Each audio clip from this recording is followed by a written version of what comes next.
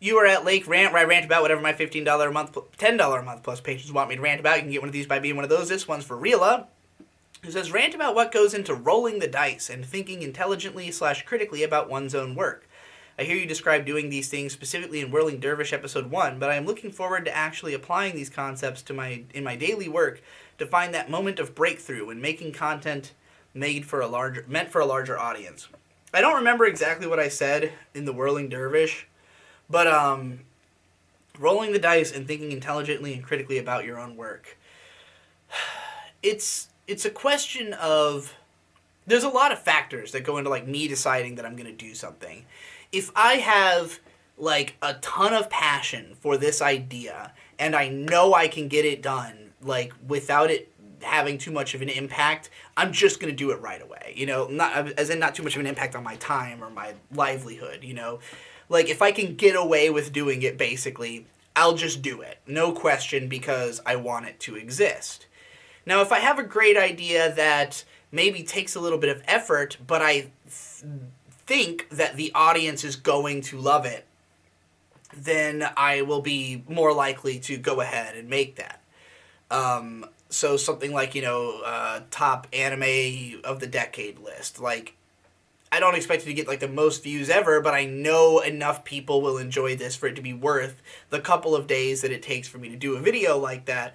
You know, obviously the payoff will be greater than the effort expended in terms of my career. Not necessarily in terms of what I might emotionally get out of the video, and granted, I love making list videos, so, you know, in this case, great fun, but, you know, it has to be either that I was passionate about this video or that I think my fans will love it and it's not going to be that big of an ask. Now, if it was something that I knew would be a big hit, but it would take a lot of effort and I'm not excited about it, I probably won't do it.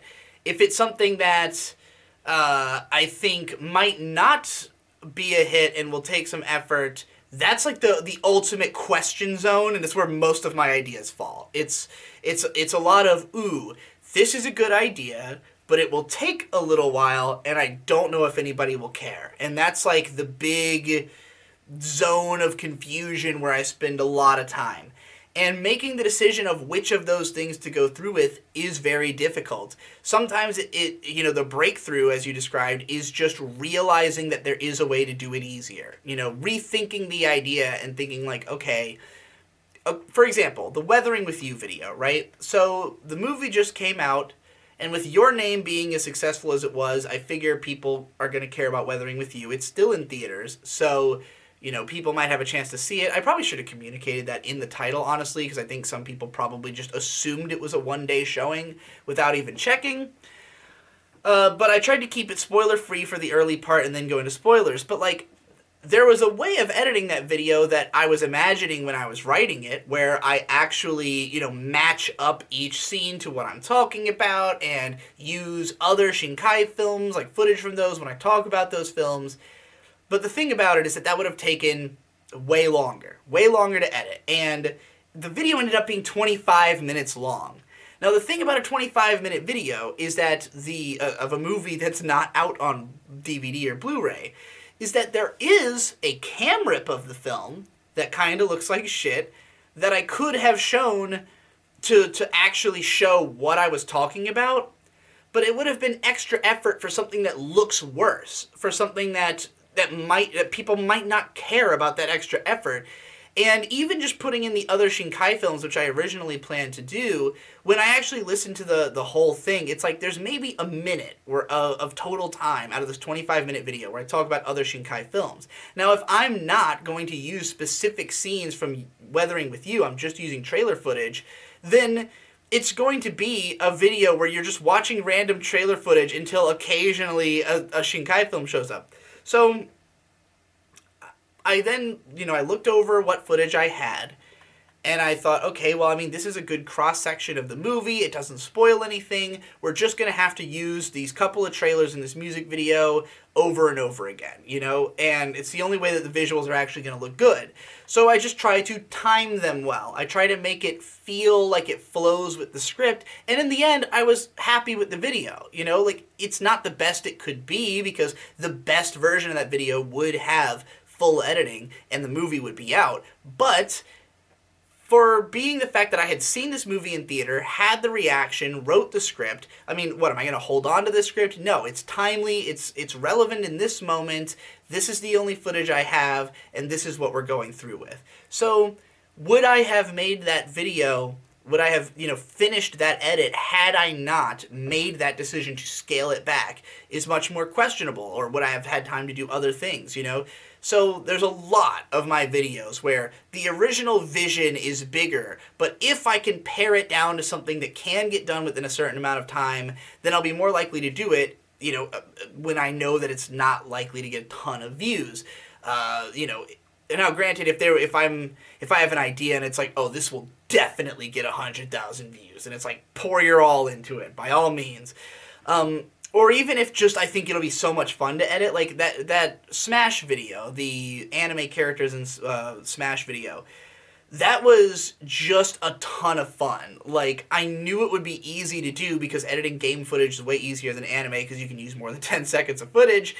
And I could pull it from all these weird sources to, you know, to talk about each game series. Because I'm talking about a whole series of games for like 1 minute at a time. So I can pull any clip from anywhere in that series, you know, and throw it on screen. So I just find the most relevant clip that I can find the fastest. And, you know, the 17-minute video I edited in like 5 hours or something like that, just because it was fun and I wanted it to exist, regardless of whether anybody was going to care about a Smash video on my channel, which clearly not a lot of people did. But, you know, so, like, that's the kind of, like, measurement of risk when it comes to making a video, is, like, how much effort will this take? Can it be done easier? Like, what would be the optimal time investment versus reward? And really, like, you know, it's unfortunate that my videos don't ever basically have the kind of editing they did when Devu was editing for me. But, I mean, that was just a case of the cost being too high for the benefit. I wanted my videos to be that way. I literally was paying him less because I thought that it would make the videos more popular, and more because I wanted them to be as good as possible for my sake. But I just couldn't afford that anymore, you know? Like, I had too many responsibilities, particularly after having, you know, run into all these tax issues. And, you know, I can't pay somebody a living wage if I'm not making back a living wage of profit for that effort, which I know I'm not. Because, again, I can do the less edited, less polished version and get, you know, get a proportional number of views. So, and still make just as much money, you know? So, yeah, like, that's the kind of rolling the dice that I talk about, really, and sometimes I'm willing to take the risk if the passion is just there, if, like, even if it's a big project, and I don't think it'll necessarily be popular, as long as I am, like, really believe that this product is worthwhile, and I want it to exist, and I just hope people recognize something good about it. Like, most of my music is this way, you know? Like, I don't expect any of my music to be, to recoup the time investment that has gone into it, which is usually minimal. Like, once again, I usually try to do my songs with as little effort as possible, because the vision in my mind is like, ooh, I could work on this song all month, but I will not see benefit from it, you know? So, let's just go ahead and make the best version I can with the time that I am allowing myself. And even still, you know, it's more out of passion. There's little profit involved, you know. So, yeah, I guess that's that.